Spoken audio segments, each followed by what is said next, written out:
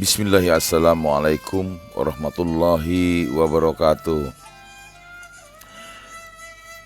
Ibnu Umar radhiyallahu anhu berkata, saya telah mendengar Rasulullah SAW bersabda, setiap orang adalah pemimpin dan akan diminta pertanggungjawaban atas kepemimpinannya.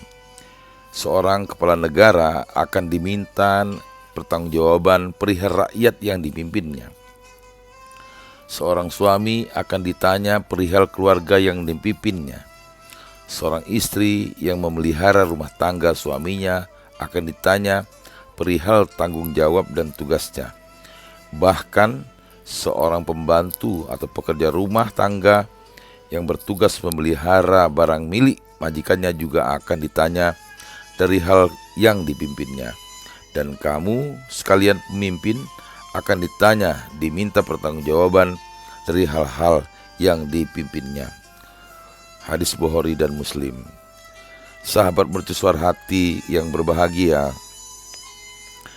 kepemimpinan sering digambarkan secara sederhana sebagai mencapai hasil melalui orang lain. Bagaimana hal ini bisa dilakukan? Tentu melalui serangkaian instruksi atau penugasan yang diberikan kepada setiap anggota tim sehingga keseluruhan tim menghasilkan kinerja yang diinginkan. Namun, mengapa banyak pemimpin, manajer yang kesal karena kinerja buruk anak buahnya? Padahal rasanya ia sudah memberikan instruksi yang jelas. Dalam sebuah training di sebuah acara beberapa waktu yang lalu, saya sendiri pernah membuat sebuah stimulasi tentang kepemimpinan. Stimulasi itu dirancang supaya para manajer atau pemimpin bisa merasakan sendiri, bukan mengetahui efektivitas kepemimpinan terhadap kinerja tim. Dari sejumlah learning point yang kami dapatkan, ada satu temuan yang menarik. Mengapa menarik? Karena temuan itu ada di semua tim tanpa terkecuali. Artinya, hal itu mutlak secara aklamasi, tidak bisa ditawar-tawar lagi. Para leader mesti memiliki kemampuan mumpuni dalam aspek itu jika ingin timnya bekerja lebih baik. Tahukah Anda, aspek apa yang kami temukan secara kolektif itu? Kemampuan dalam memberikan instruksi kepada anak buah. Itulah yang dirasakan oleh semua peserta training kami.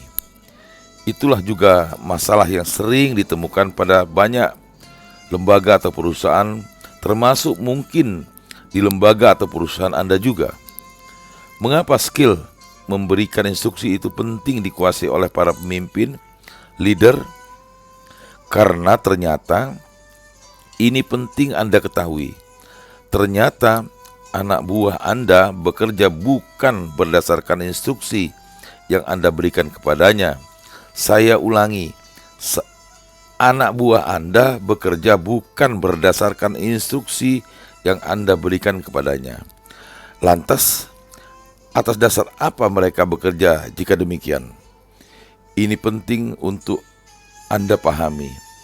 Anak buah Anda bekerja berdasarkan pemahaman mereka atas instruksi yang Anda berikan.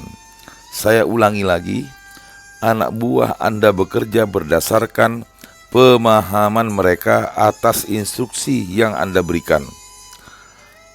Harap Anda camkan hal ini. Mengapa? Karena selama ini banyak atasan atau pemimpin yang merasa sudah memberikan instruksi kepada anak buahnya, tapi kok meleset terus. Oleh sebab itu, sang atasan kesal dan marah-marah, menganggap anak buahnya tidak kompeten. Kalau Anda bersikap seperti itu kepada anak buah Anda tidak akan betah bekerja dengan Anda. Mereka patuh karena takut pada Anda. Mereka rajin hanya karena Anda terus-menerus memelototinya.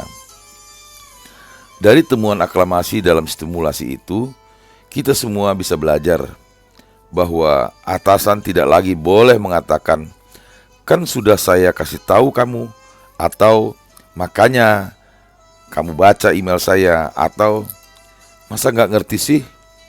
atau "kenapa kamu nggak baca WA saya?" Tidak bisa itu. Mengapa? Karena bukan instruksi Anda yang menentukan kinerja anak buah Anda, melainkan pemahaman mereka terhadap instruksi Anda itu. Lantas bagaimana caranya untuk mengetahui apakah anak buah Anda sudah memahami instruksi Anda atau belum? Yang pertama, Anda sebaiknya cross-check dulu. Misalnya bertanya, "Bisakah kamu mengerjakan atau kamu jelaskan lagi kepada saya soal penugasan ini?" Kalau jawabannya bengkok, masih ada kesempatan bagi Anda untuk meluruskan. Yang kedua, cek pengerjaannya. Bisa saja paham secara kognitif, tetapi cara pengerjaannya yang meleset. Jangan sampai Anda baru mengecek setelah semuanya selesai dikerjakan. Selain telat, tentu ini menyebalkan juga untuk orang yang mesti mengerjakan ulang. Insya Allah, kinerja tim Anda akan lebih baik secara keseluruhan. Sahabat mercusuar hati yang berbahagia, dapat kita tarik hikmah bahwa bekerja sama membutuhkan saling memahami satu sama lain, apalagi bekerja sama dalam satu tim di dunia kerja. Baik pimpinan maupun yang dipimpin hendaknya diawali dengan memahami visi dan misi kerja mereka. Setelah paham dan sepakat dengan visi misi tersebut, rasanya tidak ada alasan jika salah satu dari mereka berkinerja buruk. Mereka bersama-sama bertujuan untuk mencapai kesuksesan, salah satunya dengan memahami cara memberikan instruksi kepada bawahan. Bagi bawahan, hendaknya memahami cara melaksanakan instruksi dengan tepat. Namun, jika sudah tidak ada kesepakatan, lebih baik tidak melanjutkan kerjasama tersebut.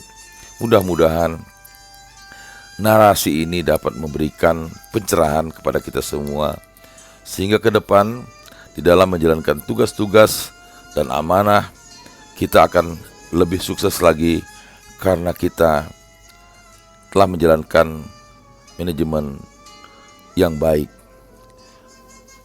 Demikian, mudah-mudahan bermanfaat. Lebih kurang mohon maaf. Billahi taufiq wal hidayah.